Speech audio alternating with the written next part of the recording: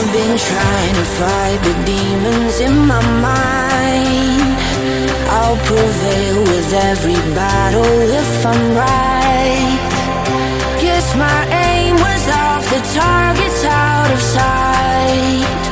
Would I be better if I left it all behind? 'Cause we could